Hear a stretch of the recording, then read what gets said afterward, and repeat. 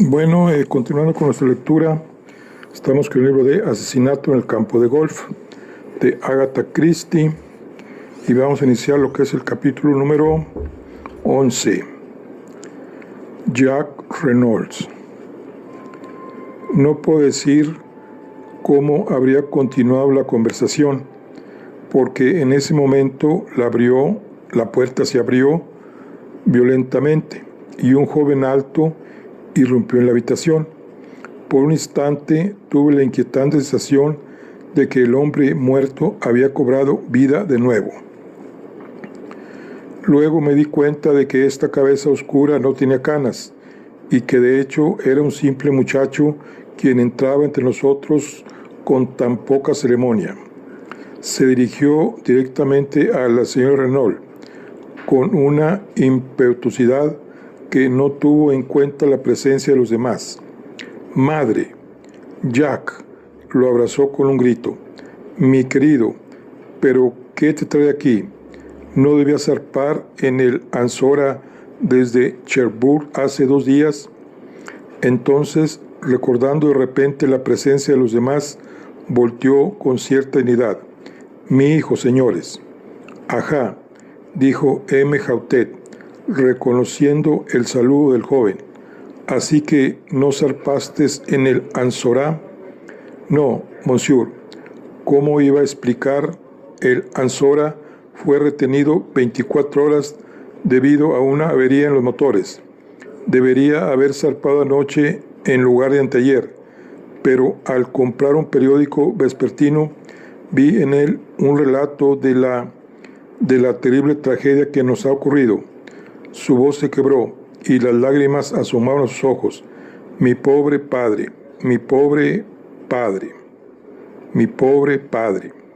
La señora Reynolds miró como si estuviera soñando y repitió: «¿Así que no zarpaste?» Y luego, con un gesto de infinita fatiga, murmuró para sí misma: «Después de todo, ya no importa. Ahora, siéntese, Monsieur Reynolds, se lo ruego», dijo M. Hautet, señalando una silla. «Mi simpatía por usted es profunda. Debe haber sido un golpe terrible enterarse de la noticia de esa manera. Sin embargo, es muy afortunado que se lo impidiera zarpar. Espero que pueda darnos justo la información que necesitamos para aclarar este misterio». «Estoy a su disposición, monsieur. Hágame las preguntas que desee. Para empezar, entiendo que este viaje se emprendió a petición de su padre, ¿no es así?» «Así es, monsieur. Recibí un telegrama ordenándome que procediera sin demora a Buenos Aires y desde ahí a través de los Andes a Valparaíso y luego Santiago. Ah, y el objetivo de este viaje no tengo idea». «¿Cómo? No. Mire, aquí está el telegrama».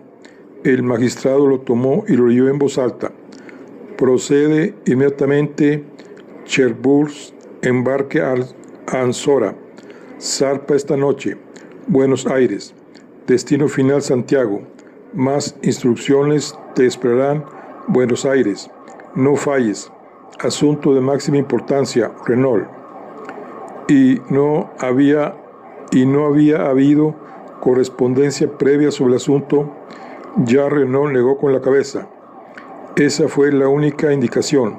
Sabía por supuesto que mi padre, habiendo vivido tanto tiempo ahí, tenía necesariamente muchos intereses en Sudamérica, pero nunca había sugerido enviarme. Usted, por supuesto, ha estado bastante en Sudamérica, ¿verdad, Monsieur Reynolds? «Estuve ahí de niño, pero me educaron en Inglaterra y pasé la mayoría de mis vacaciones en este país, así que en realidad sé mucho menos de Sudamérica de lo que podría suponerse. Verá, la guerra estalló cuando yo tenía 17 años. Sirvió en el cuerpo aéreo inglés, ¿no es así?» «Sí, monsieur». M. Hautet asintió con la cabeza y continuó con sus preguntas, siguiendo las líneas ya bien conocidas. En respuesta, Jacques Renault declaró definitivamente que no sabía nada sobre ninguna enemistad que su padre pudiera haber tenido en la ciudad de Santiago o en otro lugar del continente sudamericano, que no había notado ningún cambio en el comportamiento de su padre recientemente y que nunca lo había escuchado referirse a un secreto. Había considerado la misión a Sudamérica como relacionada con intereses comerciales. Cuando M. Hautet hizo una pausa, la voz tranquila de Giraud intervino. Me gustaría hacer algunas preguntas propias, Monsieur Le Huguet. Por supuesto, Monsieur Giraud, si lo desea, dijo el magistrado fríamente. Giraud acercó su silla un poco más a la mesa. ¿Se llevaba bien con su padre, Monsieur Renault? Por supuesto que sí, respondió el joven con altivez. Lo afirma positivamente, sí. Ninguna pequeña disputa, ¿eh? Jack se encogió de hombros. Todos pueden tener una diferencia de opinión de vez en cuando. Así es. Pero si alguien afirmara que tuvo una violenta discusión con su padre la víspera de la partida a París, esa persona sin duda estaría mintiendo. No pude evitar admirar la ingeniosidad de Giraud. Su alarde de lo sé todo no había sido en vano. Ya Renault claramente estaba desconcertado por la pregunta. Tuvimos una discusión, admitió. Ah, una discusión. En el curso de esa discusión usó esta frase: cuando estés muerto podré hacer lo que quiera. Puede que lo haya dicho, murmuró el joven. No lo recuerdo. En respuesta a eso, su padre dijo: pero aún no estoy muerto. A lo que usted respondió: ojalá lo estuvieras. El muchacho no respondió. Sus manos jugueteaban nerviosamente con los objetos sobre la mesa. Debo solicitar una respuesta. Por favor, Monsieur Renault, dijo Giraud con firmeza. Con una exclamación de enojo, el joven arrojó un pesado contrapapeles al suelo. ¿Qué importa? Podría saberlo. Sí, discutí con mi padre. Me atrevo a decir que dije todas esas cosas. Estaba tan enojado que ni siquiera recuerdo lo que dije. Estaba furioso. Casi podría haberlo matado en ese momento. Ahí tiene. Saque el máximo provecho de eso. Se recostó en la silla, enrojecido y desafiante. Giraud sonrió. Luego, apartando un poco su silla, dijo: eso es todo. Sin duda preferirá continuar el interrogatorio, Monsieur Hautet. Sí, exactamente, dijo M. Hautet. ¿Y cuál fue el tema de su discusión? Me niego a decirlo. M. Hautet se incorporó en su silla. Monsieur Renault, no se permite jugar con la ley. Estalló. ¿Cuál fue el tema de la discusión? El joven Renault permaneció en silencio, su rostro juvenil, sombrío y nublado, pero otra vez habló, imperturbable y calmado. Pero otra voz habló, imperturbable y calmada, la voz de Hércules Poirot. Se lo informaré si lo desea, monsieur. ¿Usted lo sabe? Por supuesto que lo sé. El tema de la discusión fue Mademoiselle Marthe Dubreuil. Renault volteó sobresaltado. El magistrado se inclinó hacia él. ¿Es eso cierto, monsieur? Ya Renault asintió con la cabeza. Sí, admitió. Amo a Mademoiselle Dubreuil y deseo casarme con ella. Cuando le informé a mi padre, estalló en una violenta ira. Naturalmente no podía soportar que insultaran a la chica que amo, y yo también perdí los estribos. M. Hautet miró a la señora Renault. ¿Estaba al tanto de este afecto, madame? Lo temía, respondió ella. Madre, exclamó el joven, ¿tú también? Marte es tan buena como hermosa. ¿Qué puedes tener en su contra? No tengo nada en contra de Mademoiselle d'Abreuil, en ningún sentido, pero preferiría que te casaras con una inglesa, o si es una francesa, no con una que tiene una madre de antecedentes dudosos. El rencor hacia la mujer mayor se mostraba claramente en su voz, y podía entender bien que debió ser un golpe amargo para ella cuando su único hijo mostró señales de enamorarse de la hija de su rival. La señora Renault continuó, dirigiéndose al magistrado. Quizás debería haber hablado con mi esposo sobre el tema, pero esperaba que fuera solo un coqueteo de adolescentes que pasaría más rápido si no se le prestaba atención. Me culpo ahora por mi silencio, pero mi esposo, como les dije, parecía tan ansioso y preocupado, tan diferente de su ser normal, que mi principal preocupación era no agregarle más preocupaciones. M. Hautet asintió. Cuando le informó a su padre de sus intenciones hacia Mademoiselle d'Abreuil, continuó, él se sorprendió, pareció completamente desconcertado. Luego me ordenó perentoriamente que descartara cualquier idea de ese tipo. Nunca daría su consentimiento para tal matrimonio. Molesto, le pregunté qué tenía en contra de Mademoiselle d'Abreuil. A eso no pudo darme una respuesta satisfactoria, pero habló en términos despectivos del misterio que rodeaba las vidas de la madre y la hija. Le respondí que me casaba con Marte y no con sus antecedentes, pero él me calló, negándose a discutir el asunto de cualquier manera. Todo debía abandonarse. La injusticia y la arbitrariedad de todo eso me enfurecieron, especialmente porque él mismo siempre parecía esforzarse por ser atento con las d'Abreuil y siempre sugería que las invitaran a la casa. Perdí la cabeza y discutimos en serio. Mi padre me recordó que dependía completamente de él y debe haber sido en respuesta a esto que hice el comentario sobre hacer lo que quisiera después de su muerte. Poirot interrumpió con una pregunta rápida.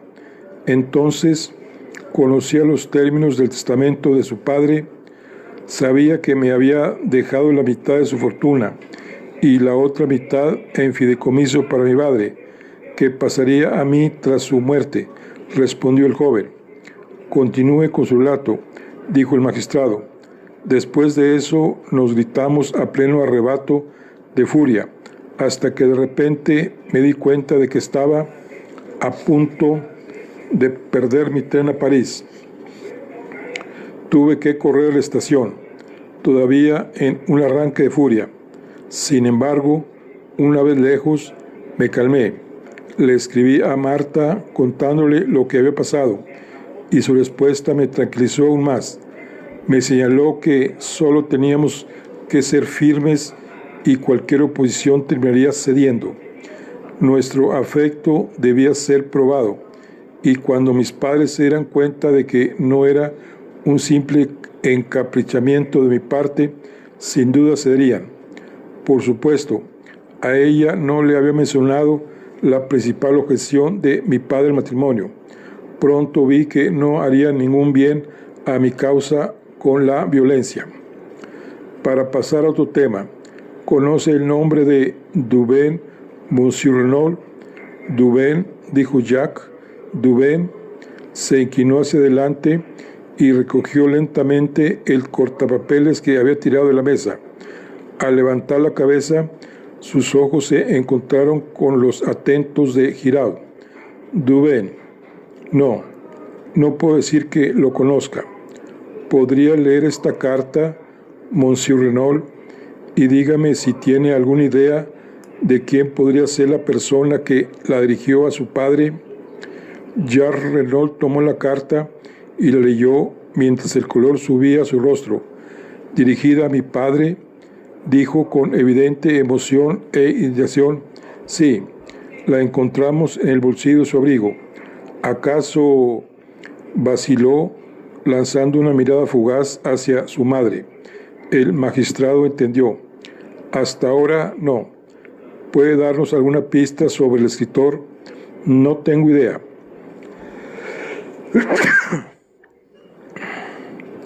M. Hautet suspiró. «Un caso muy misterioso».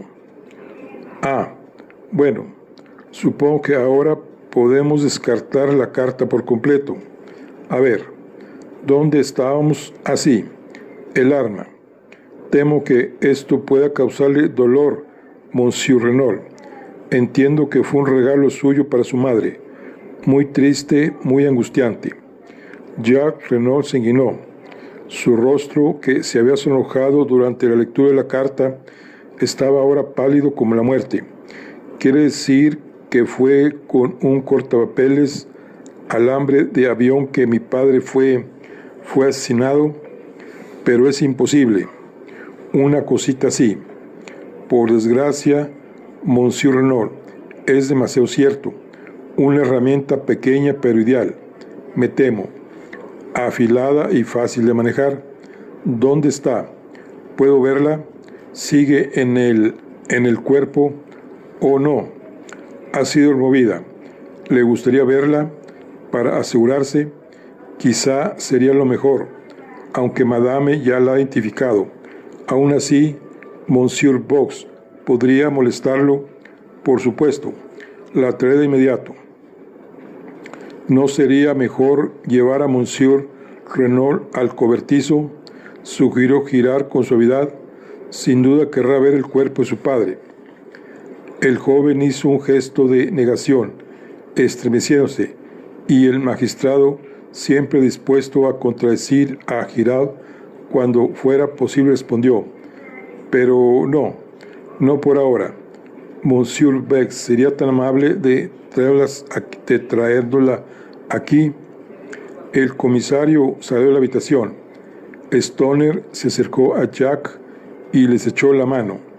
Poirot se había levantado y estaba ajustando un par de candelabros que a su ojo entrenado parecían estar ligeramente torcidos. El magistrado estaba leyendo la misteriosa carta de amor por última vez, aferrándose desesperadamente a su primera teoría de celos y a una puñalada por la espalda. De repente la puerta se abrió de golpe y el comisario entró corriendo. «Monsieur le jugué, Monsieur le jugué». «Sí, ¿qué ocurre?»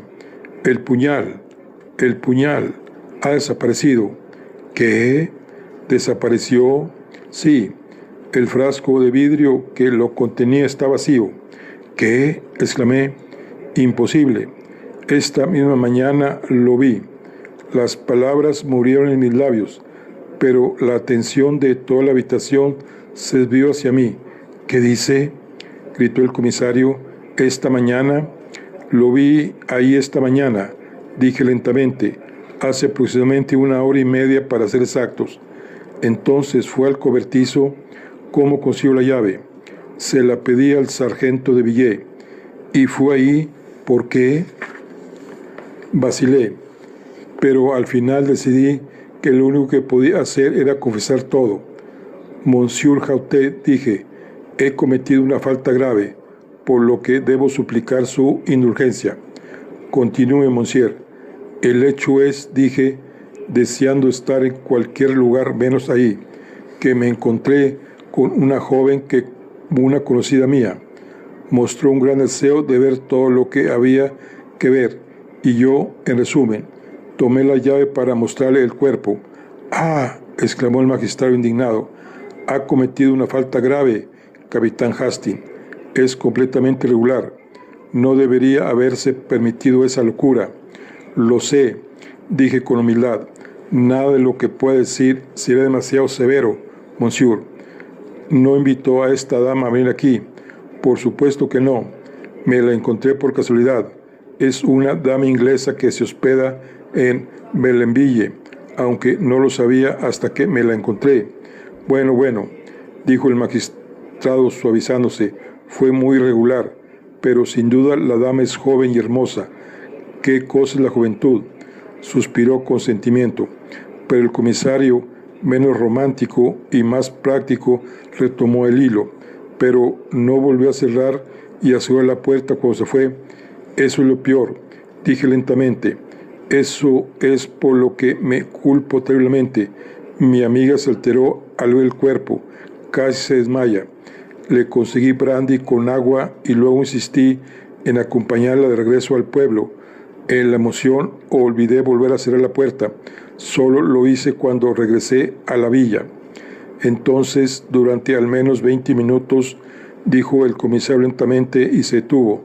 Exactamente, dije, 20 minutos, musitó el comisario. Es deplorable, dijo M. Hautet recuperando su severidad. Sin precedentes. De repente, otra voz habló. ¿Lo encuentra deplorable?, preguntó Giraud. Por supuesto que sí.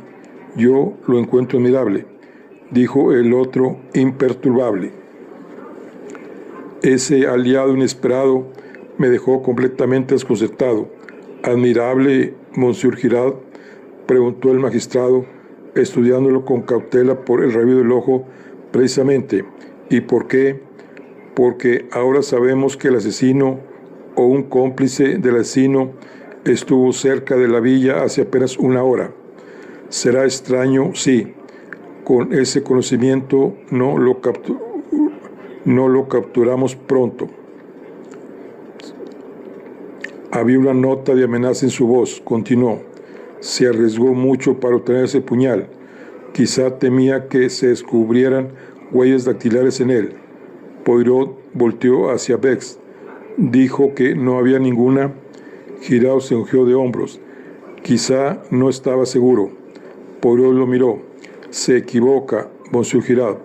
El asesino usaba guantes, así que debía estar seguro. No digo que fuera el asesino mismo. Podría haber sido un cómplice que no sabía ese detalle. El secretario del magistrado recogía los papeles de la mesa. M. Hautet se dirigió a nosotros. Nuestro trabajo aquí ha terminado. Quizás Monsieur Renaud quiere escuchar mientras se lee su declaración. He mantenido todo lo más informal posible. Me han llamado original en mis métodos, pero sostengo que hay mucho que decir a favor de la originalidad. El caso está ahora en las hábiles manos del renombrado Monsieur Giraud. Sin duda se distinguirá. De hecho, me pregunto por qué no ha atrapado ya a los asesinos. Madame, permítame reiterarle mi más sentido pésame. Señores, les deseo un buen día. Y acompañado por el secretario y el comisario, se marchó. Poirot sacó su gran reloj de bolsillo y observó la hora. Volvamos al hotel a almorzar, mi amigo, dijo, y me contarás en detalle las indiscreciones de esta mañana. Nadie nos está observando. No necesitamos despedirnos. Salimos sigilosamente de la habitación. El magistrado acaba de partir en su automóvil. Estaba bajando las escaleras cuando la voz de Poirot me detuvo. Un momento, mi amigo. Con destreza sacó su cinta métrica y procedió muy solemnemente a medir un abrigo que colgaba el vestíbulo desde el cuello hasta el dobladillo. No lo había visto colgado ahí antes y supuse que pertenecía a Stoner o a Jacques Renaud. Luego, con un pequeño gruñido de satisfacción, Poirot guardó la cinta métrica en su bolsillo y me siguió al aire libre.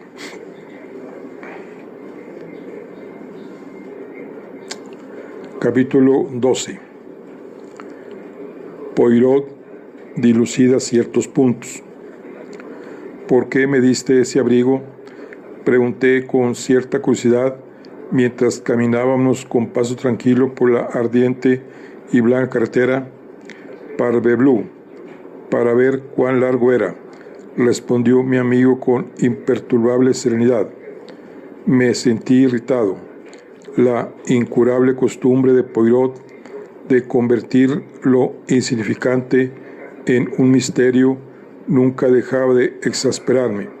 Me sumí en el silencio y seguí mi propio hilo de pensamiento. Aunque no las había notado, especialmente en su momento, ciertas palabras que la señora Renault había dirigido a su hijo ahora regresaban a mi mente, cargadas de un nuevo significado. Así que no zarpastes, le había dicho, y luego añadió, después de todo, ya no importa, ahora. ¿Qué había querido decir con eso? Las palabras eran enigmáticas, significativas. ¿Era posible que ella supiera más de lo que suponíamos? Había negado todo conocimiento sobre la misteriosa misión con la que su esposo había pretendido encomendar a su hijo, pero ¿realmente era tan ignorante como pretendía? Podría iluminarlos si lo deseara, y era su silencio parte de un plan cuidadosamente concebido y preconcebido. Cuando más lo pensaba, más me convencía de que estaba en lo cierto. La señora Renault sabía más de lo que estaba dispuesta a revelar. En su sorpresa al ver a su hijo, se había traicionado momentáneamente.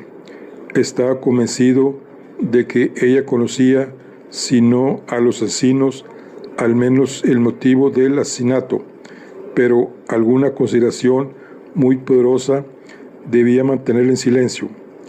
«Piensas profundamente, amigo mío», observó Poirot, interrumpiendo mis reflexiones. «¿Qué es lo que tanto te intriga?» Se lo conté, seguro de mi terreno, aunque esperando que ridiculizara mis sospechas, pero para mi sorpresa asintió pensativo. «Tienes toda la razón, Hastings. Desde el principio he estado seguro de que ella ocultaba algo. Al principio sospeché de ella, si no de inspirar, al menos de ser cómplice del crimen». «¿Sospechaste de ella?», exclamé. «Pero, por supuesto, ella se beneficia enormemente. De hecho, según este Nuevo Testamento, es la única persona que se beneficia. Así que, desde el principio, ella llamó mi atención. Quizá hayas notado que aproveché una oportunidad temprana para examinar sus muñecas. Quería ver si existía la posibilidad de que ella misma se hubiera amordazado y atado. Bien, vi de inmediato que no había ningún engaño. Las cuerdas realmente se habían apretado tanto que cortaban la carne. Eso descartó la posibilidad de que hubiera cometido el crimen por sí sola, pero aún era posible que hubiera conspirado o que hubiera sido la instigadora con un cómplice. Además, la historia que ella contó me resultaba singularmente familiar. Los hombres enmascarados, a los que no podía reconocer, la mención de El Secreto, todo eso lo había escuchado o leído antes. Otro pequeño detalle confirmó mi creencia de que no estaba diciendo la verdad. El reloj de pulsera, Hastings, el reloj de pulsera. Otra vez ese reloj. Poirot me miró con curiosidad. «¿Lo ves, mon ami? ¿Comprendes?» «No», respondí con cierto mal humor. «No veo ni comprendo. Inventas todos estos malditos misterios y es inútil pedirte que expliques. Siempre te gusta guardarte algo en la manga hasta el último momento». «No te enfades, amigo mío», dijo Poirot con una sonrisa. «Te explicaré si lo deseas, pero ni una palabra a Giraud. ¿Está entendido? Él me trata como a un viejo sin importancia. Ya veremos. Con toda justicia le di una pista. Si decide no actuar en consecuencia, es problema suyo». Le aseguré a Poirot que podía contar con mi discreción. «Sé bien. Utilicemos entonces nuestras pequeñas células grises.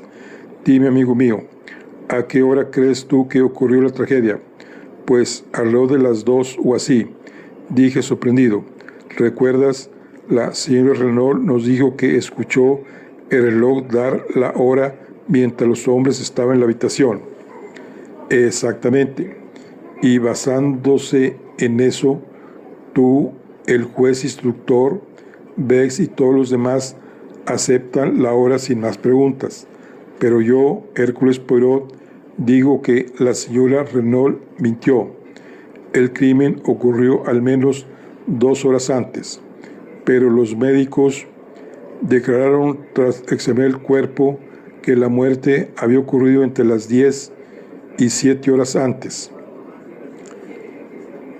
Entre las 17 horas antes. A mí, por alguna razón, era imperativo que el crimen pareciera haber ocurrido más tarde de lo que realmente sucedió. ¿Has leído acerca de relojes estrellados que registran la hora exacta de un crimen? Para que la hora no dependiera únicamente del testimonio de la señora Renault, alguien movió las manecillas de ese reloj de pulsera hasta las 12 en punto y luego lo estrelló violentamente contra el suelo. Pero como suele ocurrir, se sabotearon a sí mismos. El cristal se rompió, pero el mecanismo del reloj quedó intacto. Fue una maniobra desastrosa por su parte, porque inmediatamente llamó mi atención sobre 2 puntos. Primero, que la señora Renault mentía. Segundo, que debía de haber una razón vital para retrasar la hora. Pero ¿qué razón podría haber? Esa es la pregunta. Ahí radica todo el misterio. Por ahora no puedo explicarlo. Solo se me ocurre una idea que podría tener alguna conexión. ¿Y cuál es? El último tren salió de Merville a las 12:17. Lo seguí lentamente. Así que, al hacer parecer que el crimen ocurrió 2 horas más tarde, cualquiera que hubiera tomado ese tren tendría una coartada irrefutable. Perfecto, Hastings, lo has entendido. Me levanté de un salto, pero debemos preguntar en la estación. Seguramente no pueden haber dejado de notar a 2 extranjeros que tomaron ese tren. Debemos ir ahí de inmediato. ¿Eso crees, Hastings? Por supuesto. Vayamos ahora mismo. Poirot contuvo mi entusiasmo con un leve toque en el brazo.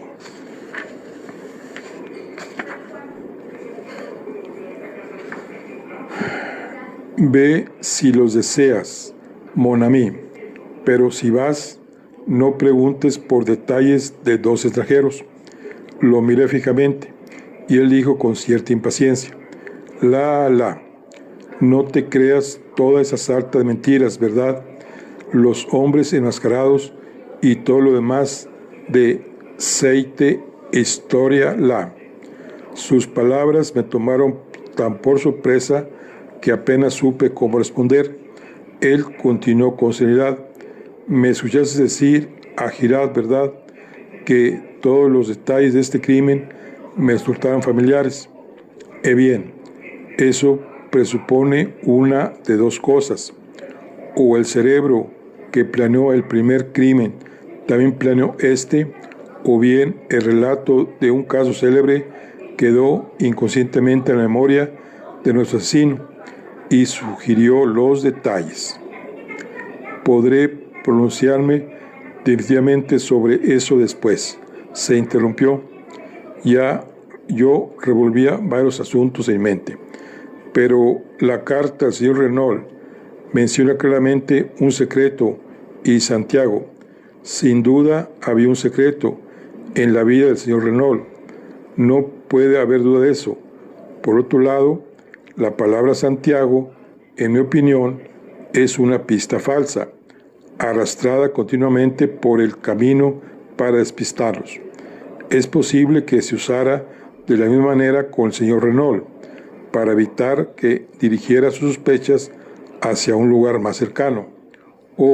Créeme, Hastings, el peligro que lo amenazaba no estaba en Santiago, estaba cerca, en Francia. Habló con tanta gravedad y seguridad que no pude evitar convencerme, pero intenté una última objeción. ¿Y el cerillo y la colilla de cigarrillo que encontraron cerca del cuerpo, qué hay de ellos? Una luz de puro disfrute iluminó el rostro de Poirot. Plantados, deliberadamente planteados ahí para que Giraud o uno de los suyos los encontrara. Ah, él es astuto. Giraud sabe hacer sus trucos, como un buen perro cobrador. Entra tan contento consigo mismo. Durante horas se ha arrastrado sobre su estómago. Mira lo que he encontrado, dice. Y luego, de nuevo a mí, ¿qué ves aquí? Yo, con profunda y sincera verdad, respondo, nada. Y Giraud, el gran Giraud, se ríe, piensa para sí, oh, ese viejo es un imbécil, pero ya veremos. Pero mi mente había vuelto a los hechos principales. Entonces, toda esa historia de los hombres enmascarados es falsa. ¿Qué sucedió realmente? Poirot se encogió de hombros. Una persona podría decirnos, la señora Renault, pero ella no hablará, ni amenazas ni súplicas la moverán. Una mujer extraordinaria, Hastings. Reconocí tan pronto como la vi que estaba tratando con una mujer de carácter inusual. Al principio, como te dije, me incliné a sospechar que estaba involucrada en el crimen. Luego cambié de opinión. ¿Qué te hizo cambiar de parecer? Su dolor espontáneo y genuino al ver el cuerpo de su esposo. Podría jurar que la agonía en su grito era auténtica. Sí, dije pensativamente, estas cosas no se pueden confundir. Te pido disculpas, amigo mío, pero siempre se puede estar equivocado. Piensa en una gran actriz. ¿Acaso su interpretación del dolor no te conmueve y te impresiona con su realismo? No, por muy fuerte que sea mi propia impresión y creencia, necesitaba otras pruebas antes de darme por satisfecho. Un gran criminal puede ser un gran actor. Baso mi certeza en este caso, no en mi impresión, sino en el hecho innegable de que la señora Renault realmente se desmayó. Le levanté los párpados y le tomé el pulso. No había engaño. El desmayo era genuino. Por lo tanto, me convencí de que su angustia era real y no fingida. Además, un pequeño detalle adicional sin importancia. Era innecesario que la señora Renault exhibiera un dolor descontrolado. Ya había tenido un paroxismo al enterarse de la muerte de su esposo y no había necesidad de que simulara otro tan violento al ver su cuerpo. No, la señora Renault no era la asesina de su esposo, pero ¿por qué mintió? Mintió sobre el reloj de pulsera, mintió sobre los hombres enmascarados y mintió sobre una tercera cosa. Dime, Hastings, ¿cuál es tu explicación de la puerta abierta? Bueno, dije algo incómodo, supongo que fue un descuido, se olvidaron de cerrarla. Poirot sacudió la cabeza y suspiró. Esa es la explicación de Giraud. No me satisface. Hay un significado detrás de esa puerta abierta que, por el momento, no logro descifrar.